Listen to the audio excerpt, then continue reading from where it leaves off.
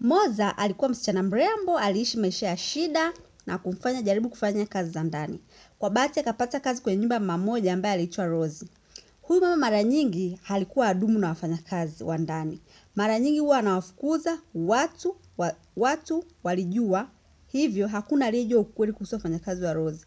Ghafla utakuta amepotea na ameleta mfanyakazi mpya, kwa hiyo wengi walihisi kuwa anawafukuza. Siku ya kwanza kumleta Moza nyumbani kwake alimpa onyo.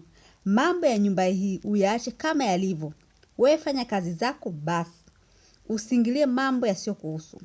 Sawa mama, nimekuelewa. Unadhani naweza kuingilia mambo yasiyonihusu? Siwezi kufanya huo ujinga. Yaani usithubutu utaishia pabaya. Mbona unanitisha mama? Sikutishi, ila nakwambia hali halisi. Umbea kwangu sitaki. Kabisa, kama huwezi kazi unaweza umbea useme na uondoke. Basi huyo mama alionyesha kazi zote ile nyumba na vyumba vyote vya kusafisha. Kwa kweli nyumba ilikuwa ni kubwa sana, lakini alimuonyesha vyote. Ila kulikuwa kuna chumba fulani, kilikuwa ni chumba kwa ndani. Kile chumba kilikuwa kama kina choo ndani. Na chumba na ni vigumu sana kujua kama chumba kile kilikuwa kina choo. Hiki chumba ukishakisafisha, utafunga mlango na utaweka ufunguo juu ya mlango. Na hiko choo, je, nitakisafishaje wakati umeweka kufuli mama? Nilijikuta nimeangalia tu nyuma ya hiyo kabati, nikaona choo. We binti wewe, mbona umeanza kunitisha? Umekionaje hicho? Mama, si kinaonekana kabisa hiki. Haya, hiko nimekitengeneza kwa lengo la choo, ila kishaziba hakitumiki. Nyuma nimeshakibomoa. Kwa hiyo huo ni mlango tu na ukitoka unatoka kwenda nje. Na wewe uache kuchunguza kazi yako ni hichi chumba kusafisha. Nimekuambia uache kuchunguza.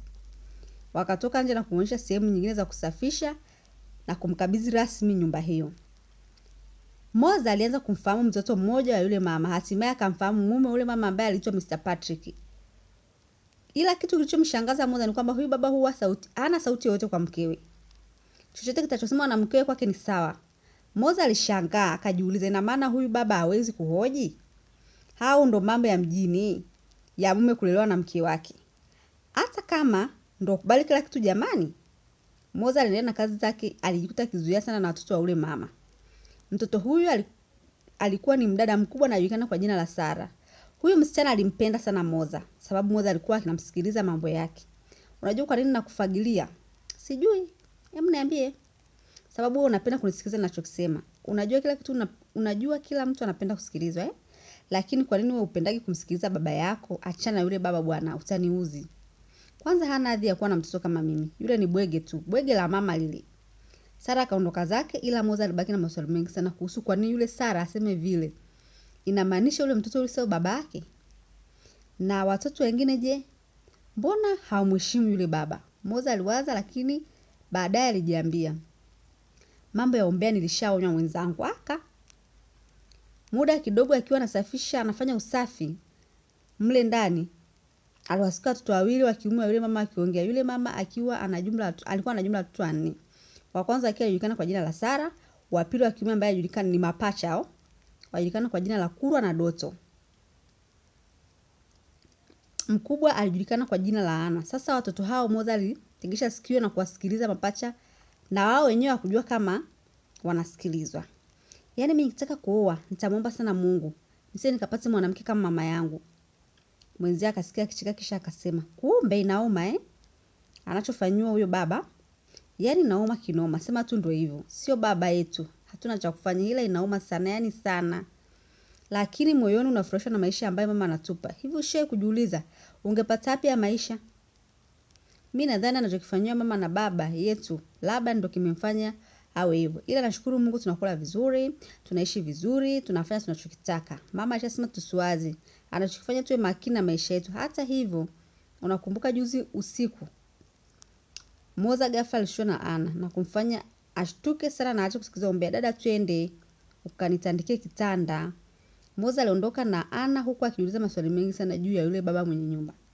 Moza alifika chumbani kwa Hana kutandika kitanda kisha kama hivi, mtoto mkubwa kama wewe unashindaje kutandika kitanda?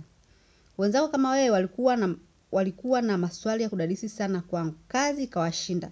Shauri yako. ikabidi Moza amwombe msamaha. Usiku wake Moza alishangaa yule mama akimuita kwa ukali. "We Moza!" Moza alishangaa kuitwa kwa ukali hivi na kwenda kwa haraka. Alipofika pale, cha kwanza alipigwa kofi moja hadi chini. Akamtazama yule mama alionekana na hasira. Kisha yule mama akamuuliza, "Maswali gani ya kijinga unamuuliza mwanangu?" Moza alikuwa kimya, alishindwa kujibu, maana hakujua ubaya wa swali lile kwa yule mtoto. Ukizingatia alionekana ni binti tayari na anakaribia miaka 12.